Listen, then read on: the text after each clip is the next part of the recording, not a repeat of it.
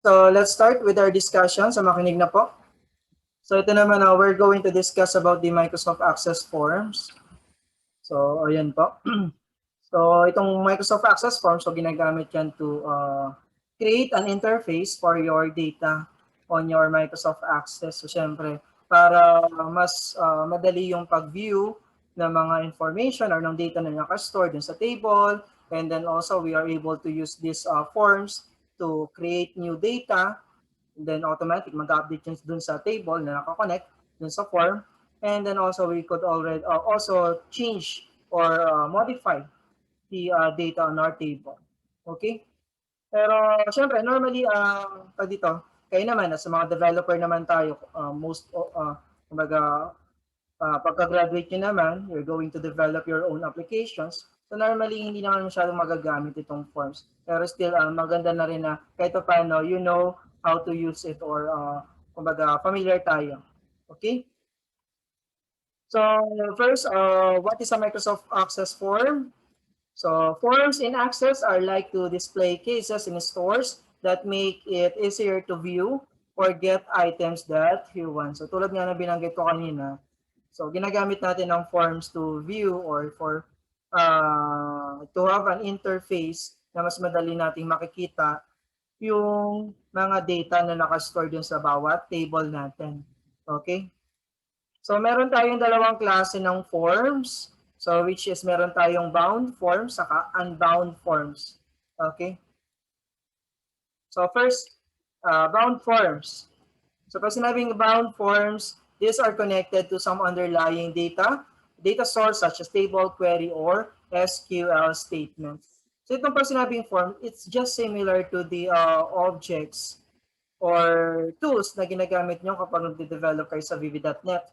So, di ba, last time, or I think last trimester, meron kayong subject sa VB.NET na kung saan nagda-drag and drop kayo ng mga objects from toolbox or yung mga tools na tinatawag like text boxes, buttons, labels. So, yun yung mga tinatawag na forms. So, ito nga, pag sinabing bound forms, so it could be a text box, a combo box, checkbox, radio button, and so on. Okay? So, which is we are used it to view or update the data. So yun nga, bound forms are what people typically think of when they think of the purpose of a form. Na kung saan pinaka-main purpose naman talaga ng form is to serve as an interface for the user para makapag-input and makapag-display ng data. So forms are to be filled out or used to enter or edit data in a database. So yun nga. And then examples of bound forms will typically be what user to use to enter, view, or edit data in the database. So which is commonly, mga ginagamit nga natin na mga objects sa isang forms, the text boxes, combo box, list box, radio button, checkbox, and so on. So basta yung ginagamit natin to enter and to display data, so that is bound forms. Okay? And then also, meron din tayong tinatawag na unbound forms. So ano naman yung kaiba nito? Unbound forms, so these are forms that are not connected to the underlying record or data source. So normally, hindi sila connected or hindi ginagamit to view or to display or to edit a data from your database. So unbound forms could be dialog boxes. So alam niyo naman yung dialog box, diba? Sa mga warnings or pop-up menu na if you're going to click yes or no or you're going to agree or not. So mga ganong klase ng dialog boxes. Which is unbound forms yun. And then switchboards and the navigation forms. So navigation forms like yung mga buttons na kiniklik for next record, previous record, create new record. So yun yung mga unbound. Okay?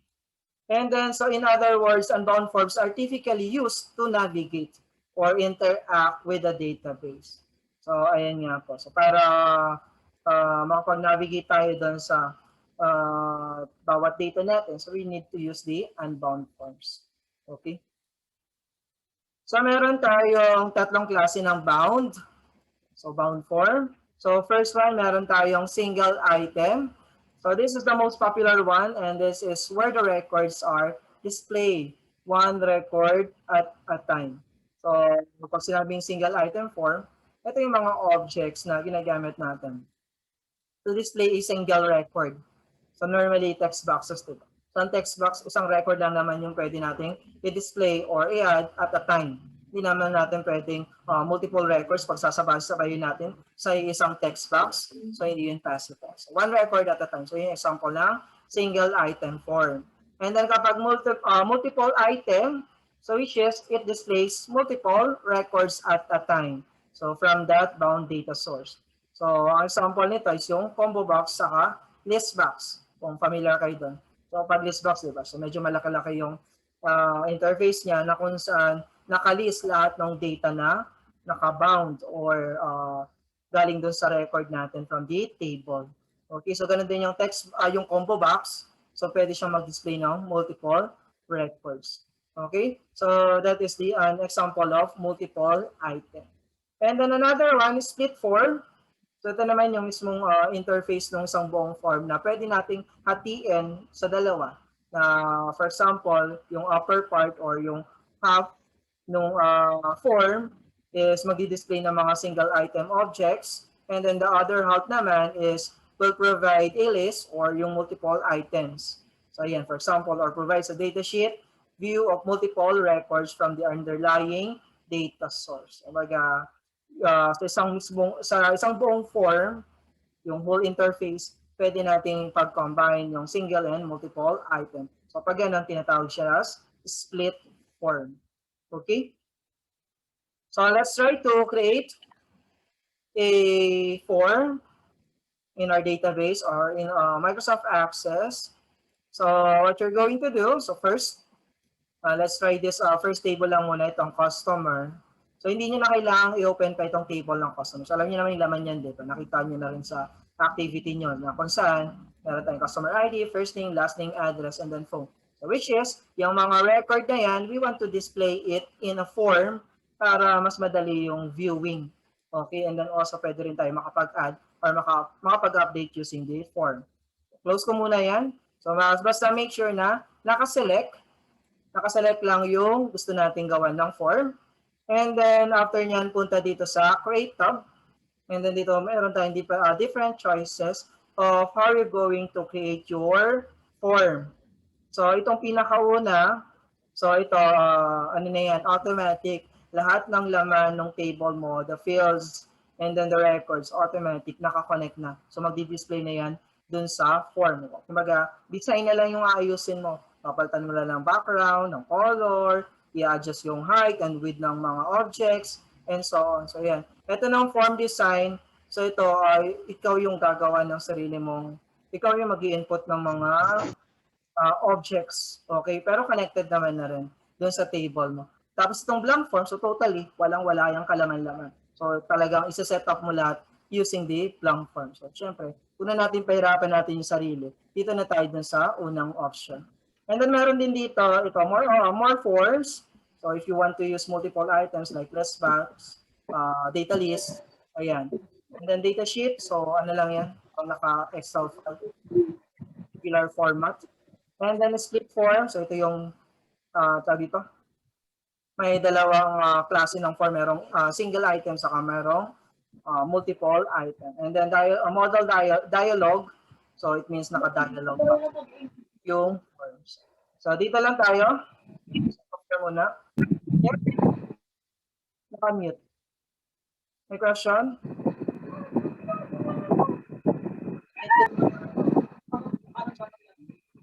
Ayaw ma-unmute. Mr. Dia, yan, okay na. Okay, so let's try this one. So ito na lang form para naka-set up na lang. So just click it and then automatic, ayan na po yung form natin. Okay, so which is, ito yung para dun sa table ng customer. So yun yung mga records niya. Nandiyan na sa mga text boxes. So created na. Hindi na natin pa kailangang maglagay ng mga object like text boxes or labels. Kasi automatic, andyan na po. And then also, ito nasa may baba naman. So it is a list ng second table natin, yung order table.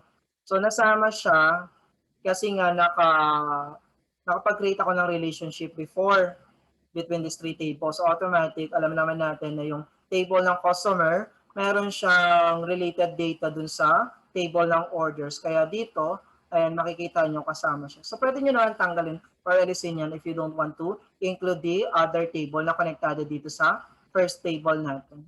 So nga lang, for example, yan, if you want to view other records, so automatic makikita mo rin dito yung info and then yung transaction na ginawa niya. Tulad niya. Okay? Ayan po. So dito sa may baba, may navigation dito to see the next record and previous record. Ayan po. Click nyo lang yung mga icon na nandyan sa may baba ng interface natin.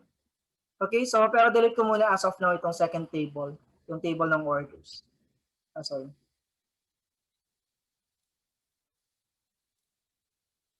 So dinelete ko muna. Next, so if you want to arrange the interface or to organize, so for example, so kung mapapansin nyo yung text box natin, yung width niya, medyo mahaba, halos kinampan niya na isang buong form. So, isang buong form natin, ito yung yung merong lines or dotted lines na yan. Okay? Or broken lines pala. So if you want to limit the space of the text box, so pwede nyong i-resize yan.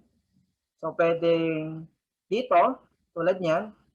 Basta click nyo lang dito sa may gilid and then ayan, pwede natin i-resize. Kasi automatic yung mismong width ng form masasama, madadamay.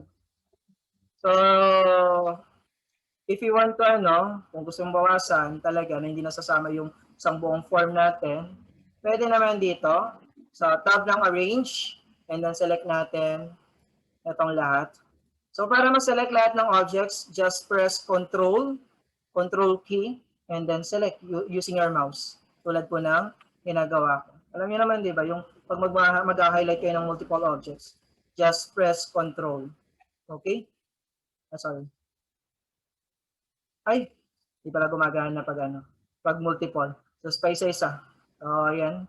Split. So, just click this one para mabawasan yung width. So, tulad nito.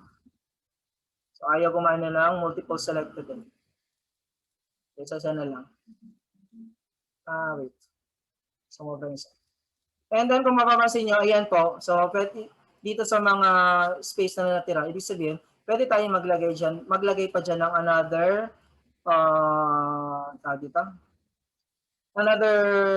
text boxes or objects inside dito sa mismong buong form natin. Okay? So as you can see, meron ditong dalawang space for new two objects. So kung gusto niyo pang hatiin yan, pwede rin. Just click the split. Explore nyo lang yan. For example, ayan. Okay? So ganun lang. Okay. Ibig sabihin, 1, 2, 3, 4. So meron siyang 4 columns na kung saan pwede tayo mag-add ng 4 na objects on this part. Okay? And then other things, so let's say you want to change the format, like font size. So ayun nga, control key ko na lang, select all para mabilis. And then punta dito sa format tab. So dyan nyo makikita yung mga formatting for your objects. Let's say the font, you want to change it. Verdana, ayan, nagbago naman. And then font size, so let's say 12, you want to make it bold, yung text, and then let's say you want to change the font color, ito pala, so font color, let's say black, okay, and then pag i-resize lang yung height, so ayan, tapat nyo lang doon sa may side, sa may upper part or sa lower part ng side ng text box. And then pwede nyo na may resize yan tulad nito. Okay? Para hindi naman sobrang laki ng itsura na parang medyo pangit ang tingnan. Okay? So yan, para ayos. Next, what else? Let's say you want to change the background color of your text box. Pwede rin. So select lang ulit natin lahat. Control key. And then, ayan, shape fill. And then select ka lang dyan ng color na gusto mo. For example, this one. And then kung yung isang buong form naman, you want to change. So, ganun din. shape fill, for example. So, okay? So, kayo nang bahala mag-explore dyan sa format. So, andyan lang yung mga options para mag-edit ka lang sa Microsoft Word. Basta select mo lang yung object na gusto mong baguhin. And then also, you could add background on your forms. Kung anong gusto mong background image. So, upload mo lang yun dyan. Next, so let's say you want to add another object on your form. For example, maglalagay ako ng panibagong text boxes para gusto ko kasi na magkaroon ng search box para dun sa record natin. Para mas madali makapaghanap ng record. Okay na hindi na natin kailangan isa-isahin pa dito sa may baba, i-next record, paano kapag sobrang dami na ng record. So if you're going to, so diba, mas madali kung magsa-search na lang. Okay? So let's add a text box.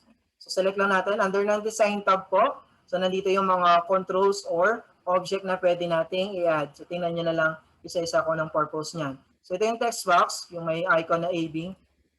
And then input natin dito sa, sorry, hindi ko nakita. Ayan, ayun. Adjust ko lang ng konti. Ayan. So automatic, once na naglagay ka ng text box dito sa form, so meron na siyang kasamang label. So hindi tulad sa VB.NET, di ba? Separate yung label sa text box na i-input mo or i-drag mo dyan. So dito, kasama na. So you're just going to edit, double-click mo lang ito, and then pwede mo lang i-edit yung label. So let's say we are going to have search by ID. Okay? So kumbaga, kung anong search mga ID dito, so yung mag-appear na record natin dito sa mga text boxes natin. Siyempre, kailangan din natin maglagay ng button. So, create muna tayo ng button. Ito yung button, yung merong 4 na X. Ayan po. Okay, so that is the button. Nalagay natin dito sa may tapat nitong search box natin. Okay?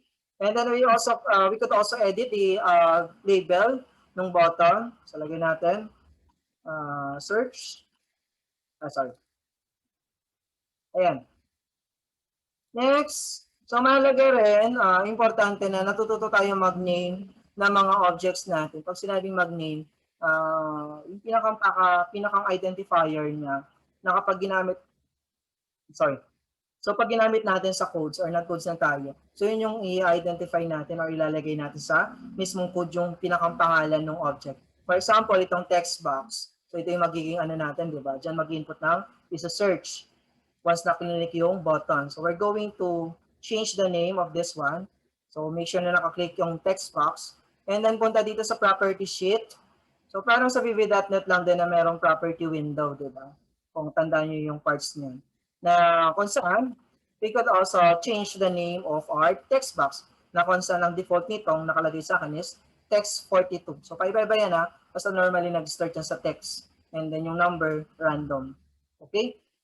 So I'm going to change the name so to ano na lang, tama, search na lang. Search ID. So yung pinakang pangalan ng text box ko. Ayan, so search ID.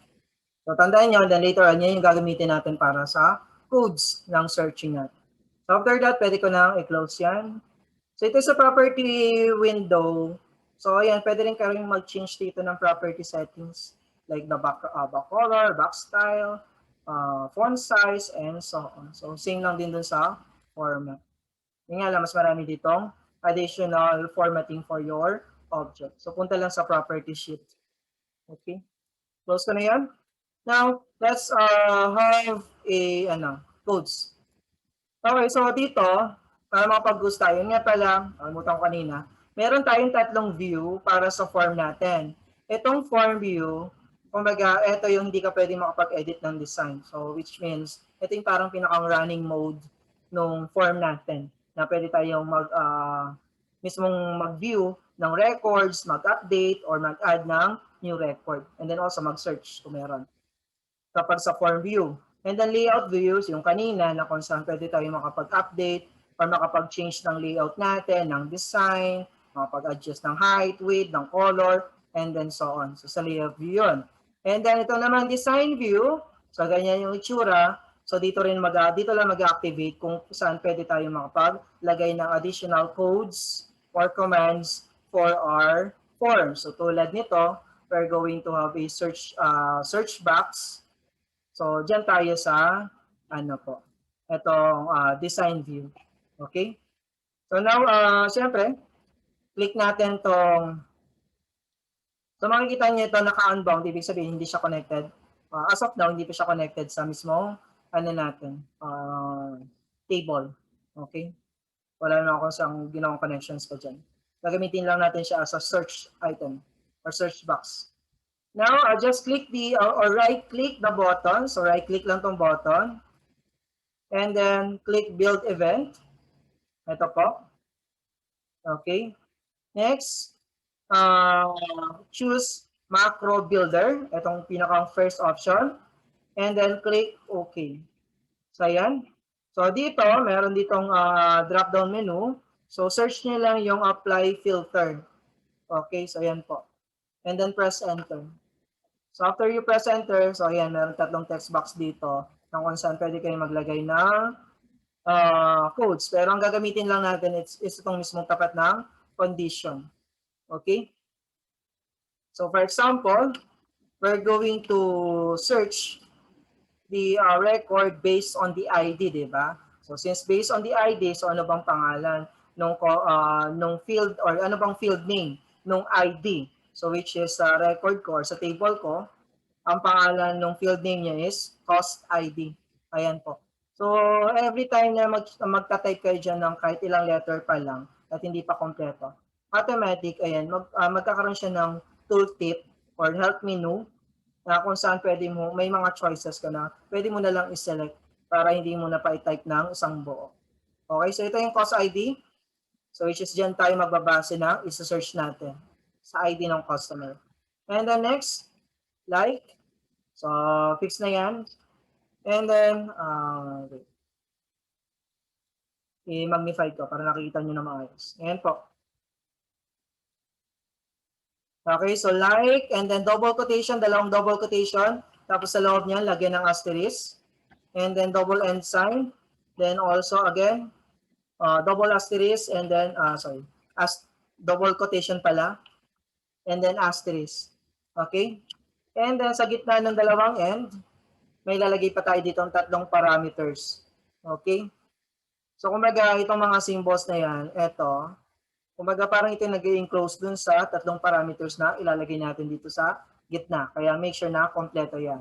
And double quotation, may asterisk sa gitna, then dalawang end sign, then also sa ulihan, dalawang double quotation, at isang asterisk. Tapos sa gitna, doon tayo magta-type ng tatlong parameters natin. Okay?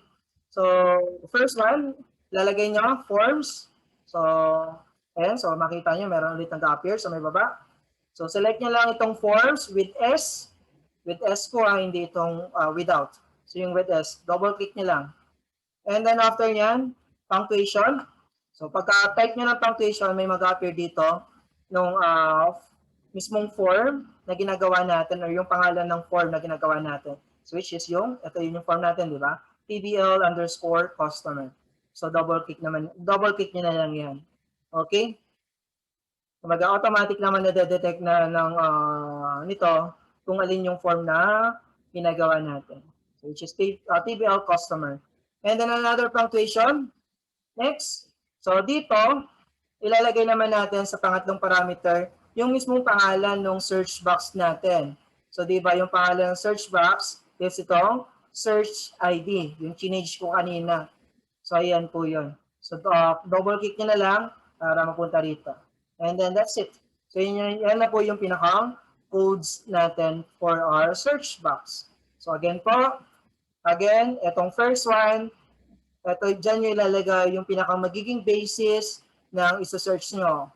So, pwedeng an ID, the first name, the last name, or whatever you want. Basta yung mismong exact field name. Okay? Mismong column name po, ha? And then after nyan, so yung word or dito word na like. Pag sinabi kasing like, any matching values, it will search. Kahit letters pala yung, or dito. Kumaga, kahit letter pa lang or number pa lang yung isang letter or isang character pa lang yung tinatype mo, so pwede ka na makapag-search ng matching values. Okay? And then dito sa loob ng symbol, itong ini-enclose natin ng double quotation sa end. So, meron tayong tatlong parameter. First one, fix na yan, forms. And then second one, anong name nung form mo. And then third one, anong name nung text box na kung saan ka saan mag-input ng is a search. Okay? And then that's it. So, save na. Close ko lang ito. So, save. Ayan, kapag click nyo yan at wala namang nag-appear na error, that is mean na okay yan. Okay, walang problema. And then pwede na natin i-close. So, next, try natin. Punta sa form view. Ayan po. And then try natin mag-search ng record by ID. So, let's say number 2. And then click the button search. Ayan po. So, gumagana naman ng maayos yung search natin. Say 4, okay, 1, okay, 3, okay. So, ganun lang po yung pag-create ng search box dito sa forms na Microsoft Access. Okay. Next, what else? Also, dito nga pala sa form, pwede tayo makapagdagdag ng dito. Ng another record papunta dun sa table natin. So dito meron dyan makikita yung navigation, new blank record. So click nyo lang yan. And then ayan, makikita nyo, pwede na tayo makapag-input ng panibagong records. For example, let's say, ano ba pangalan na lang? Let's say, Jerry. And then, let's say, Lopez. Address, QC, number, ayan. And then after nyan, just press stop. Okay? So pagka press stop nyo, so ibig sabihin, pwede ka na ulit mag-input ng another record. And then if you want to check or verify kung talagang nag-save yung record na dinagdag mo, pwede mong i-open yung table. Ito yung table natin. Ayan po. So makikita mo naman, ayan yung record na panibagong nilagay natin sa form. Okay? And then if you want to update some record, for example, ayan, ito. I-edit natin, gagawin kong Joshua. Okay? So, press tab lang ulit. And then automatic, punta tayo dito sa table natin. Then refresh. Sorry. Wait lang. Kaya mag-next pala. Kaya mag-next record. And then refresh. Ayan. So, nag-update na siya. Okay? Another example, number 3, search. RAS, for example, in-edit ko lang. And then, so dapat automatic mag-update siya. Ayan, okay naman. So, ganun lang po yung paggamit ng form and then yung purpose niya. So, pwede tayo makapag-add,